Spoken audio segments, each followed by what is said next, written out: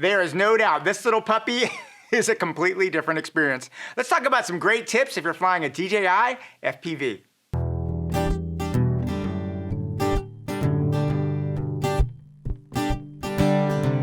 So like a lot of you out there, I've recently taken the plunge and gotten this little DJI FPV drone, and it has been a lot of fun. I'm actually so surprised at how fun it has been to have it, but it definitely is a little piece of equipment that comes with a steep learning curve once you're going, especially if you want to experience that manual, crazy, acrobatic flying. That I think is pretty much the reason why we get these FPV drones in the first place. And as I've been flying with it, I've discovered some little tips that I want to share with you just to make it better for you. Now, one thing to go in before we get into the tips is, should you even consider getting one of these things in the first place? They are very, very expensive once you get all the equipment and the inevitable add-ons. And really the question I think you need to ask yourself if you are a drone operator is, should you get an FPV system and is it worth it to you? And I had that same question. It was a big debate that I had. And really what came down to me was this.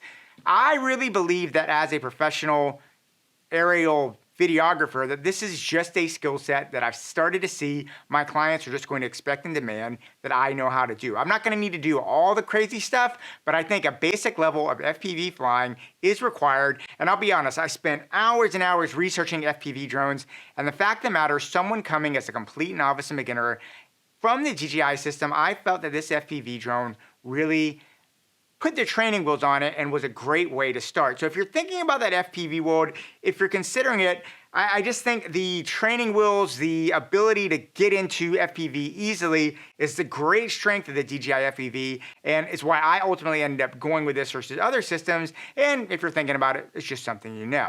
Now, let's go ahead and talk about the tips. The first tip is number one.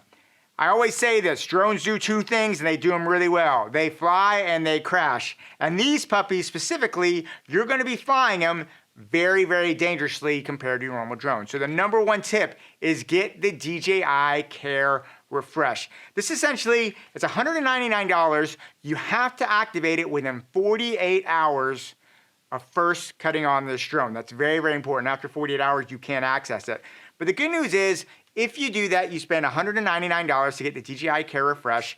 And the good thing is, you can get a second drone. Anything happens to your drone, you'll get the second one. It's a $249 for the first replacement. And if you break that one, you can get a second replacement for $279. And if you crash it a third time, well, at that point, you're out of luck. And this is really, really good because this drone by itself is like $750.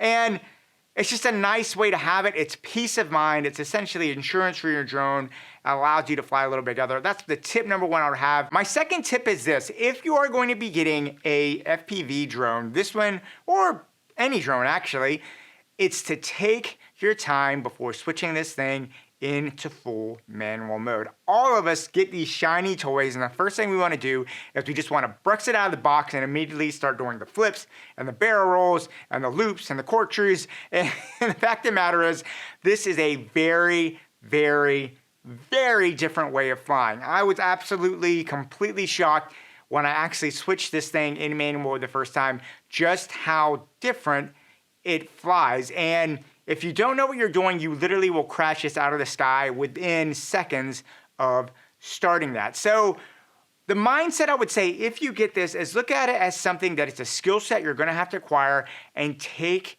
your time. There is no hurry to get this. And I would actually say, give yourself at least 60 days at the bare minimum before you try and get this and do any kind of commercial job with it, just to give yourself the time to get comfortable with it, which leads me to tip number 3. And that is this. You need to get a flight simulator, and the experience of flight simulator can get you as just part of your experience. I do not honestly believe that if you're starting from no experience whatsoever and have a background as a DJI drone operator, that you will be able to fly manual intuitively. It's so completely different. The way you steer is different. The way you go forward is different. The way you accelerate is different. Everything about this is a different muscle memory, completely different. And the great thing is you can get some incredible flight simulators, and they're really, really cheap. And I would actually say this is probably the most important thing you need to do before you get out there. Now, the first flight simulator you absolutely should get is the DJI Flight Simulator. This is a free app. You can download it on your iPhone or your iOS device. I think it's available for Android now. It wasn't at first, but I think it is now. The great thing about this is that you can literally use your controllers, your goggles, and actually get a actual simulator flying experience. I found this absolutely critical to get that first vibe of flying, especially in manual mode, but also the speed setting on this thing and the normal setting on the drone. It's absolutely critical to do that. And then I would also say, as a caveat for the flight simulator, I would strongly recommend finding another simulator. Like I'm currently using Velocidrone, which actually gives you even more ability and more chances to dive deep into the simulator world. The DJI Flight Simulator, while it's practical and while it works really easily with your FPV, I don't think the real-world physics are quite as realistic as what you'll find in Velocidrone. Now, the drawback to Velocidrone is that it does not have this drone in there to kind of model after, but you can find other FPV things, and I think a simulator like Velocidrone is just something that will let you really experience the physics, the speed, and the effective FPV manual flying, and you won't crash your drone. I've literally flown in Velocidrone now and crashed hundreds and hundreds and hundreds of drones in it, and it cost me no money whatsoever. And those simulators are really cheap. I think Velocidrone, I bought it in euros, but it's about 25 bucks. It's not expensive. It's definitely worth getting. You should seriously, seriously consider it before you think about putting this thing up there to fly. Okay, so now once you're there and you've got your flight training and you feel like you're ready to go up, then tip number 4 that I would basically make sure every one of you out there know is this. Just prepare for a much slower setup time for this type of drone than you would for like your Mavic or some of your other older Mavic Minis and stuff like that you have come to love and know from the DJI drone line. I'll be honest, one of my favorite things about my Mavic 2 is just how fast I can put it on the ground, whip out a controller, get it up there, and I can literally, it takes me just about 90 seconds to go from standing to getting a drone up in the air. But this is a very, very different beast. You have your controllers, you have your goggles, in addition to your drone, and not only that, but to put the goggles on, you have to hook up a power source to this as well, hook that up, cut on your drone, and get that. So there's nothing about this that is fast. It takes you longer to go. So just take that in your consideration. You just have to basically make sure that you are going to, if you're flying FPVs, you just need to have more time to set up and fly. Another thing that's very important is if you are doing this and you're doing it for commercial work, you need to make sure you're going to need to have a visual observer on site with you to keep visual eyes on the drone. When you're wearing these goggles, they're great. You can fly ways you can never fly before, but you cannot see the drone, obviously, because you're looking through the goggles, and the FAA requires someone, a second person, to visually observe the drone while it's in flight. Just word for the wise if you are thinking about going out there and flying this thing commercially. All right, so for tip number 5, this is something that's really important. I don't think most of us think about it, but you really need to think about it, and that is this. You need to consider your pack very, very carefully. I found that most of the cases that came with the DJI FPV, actually, you have to pop off the prop guards to put them in the case.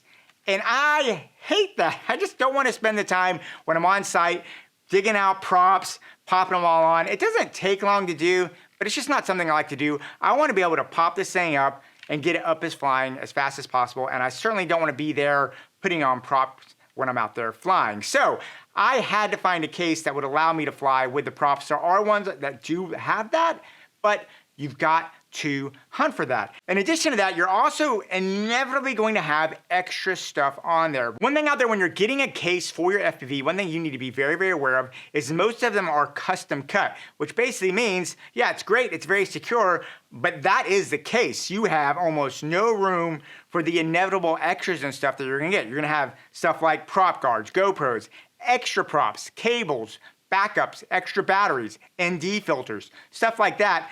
On most of the cases you buy that are pre-cut, there's almost no room to stick this stuff in or you might be guarding it. So you need to be very careful on the case you get. I actually did get a case in the Fly More package from B&H and I returned it because I couldn't put any of the other stuff in it. One thing that I did find that for me worked was I actually have, this is the GPC backpack. It is very, very expensive. This was $285. Oh my gosh, it's so expensive.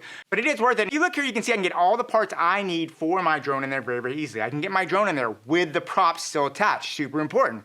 I can get my goggles. I can get my controller. I can get actually extra batteries, more than I can get on even the Fly More case in case I want more batteries. And I have stuff for a lot of that stuff in addition to cables and stuff when I get. The other thing that's great about it, if you look at this, because it's a backpack, I have tons of zippers and front legs here that I put different things. I have cases, I have straps, just lots of stuff.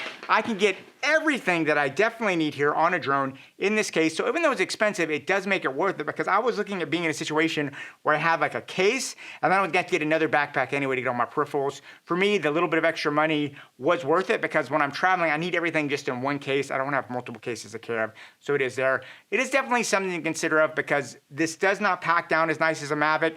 And I think it's just one of those things. If you are getting a DJI FPV, you need to make sure you consider your pack very, very carefully. All right, the next tip is this. Get a chair or sit down when you fly.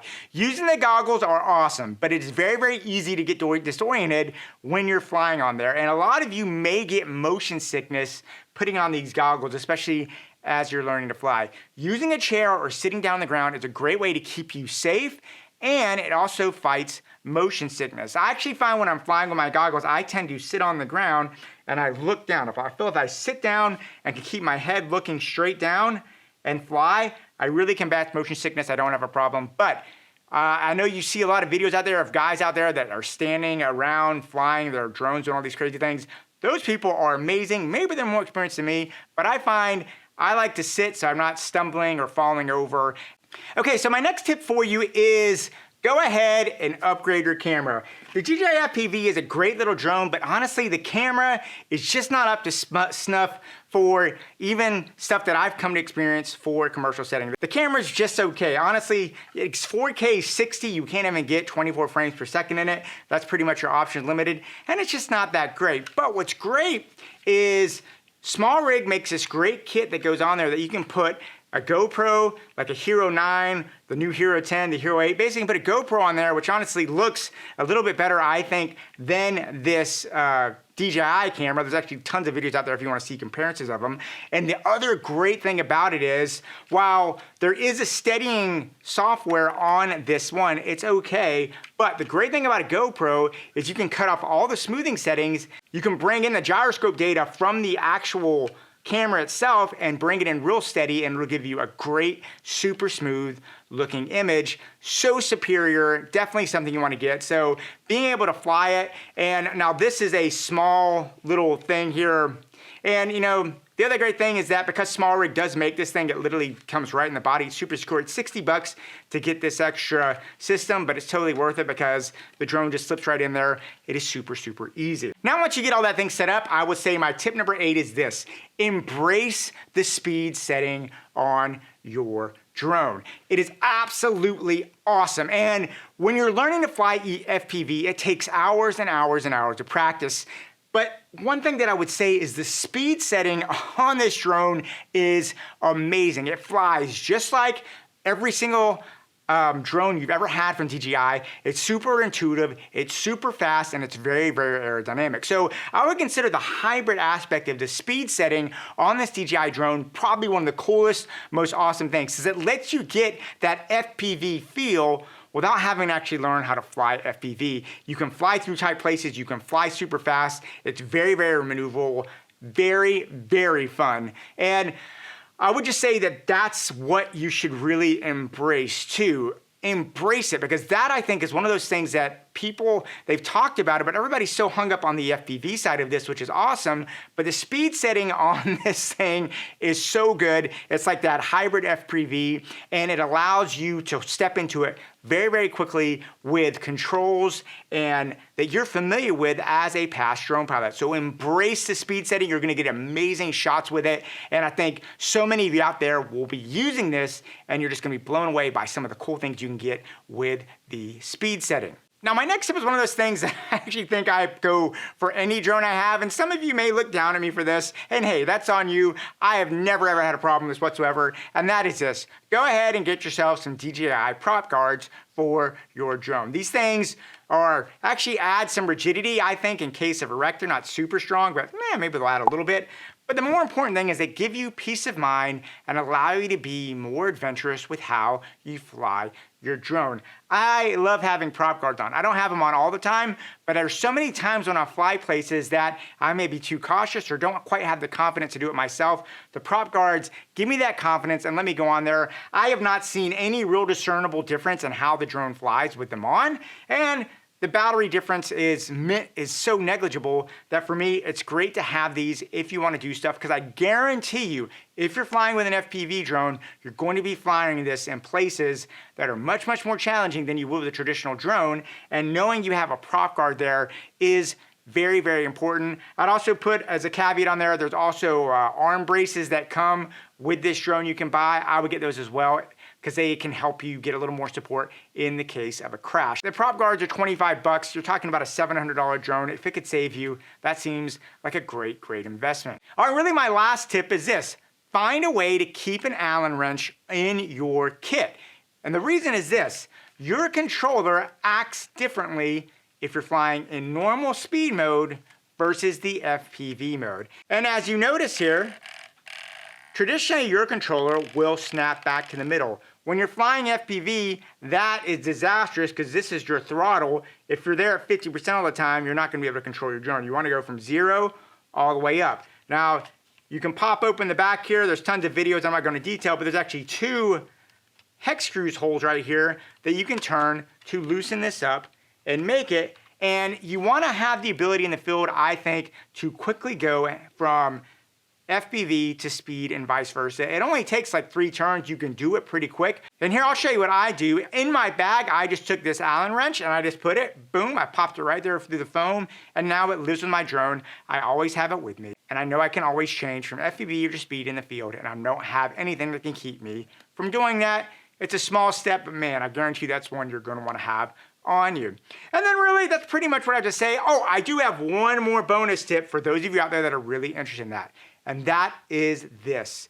When you are learning to fly, I found it absolutely maddening to try and learn how to fly FPV because I couldn't get the drone to go forward.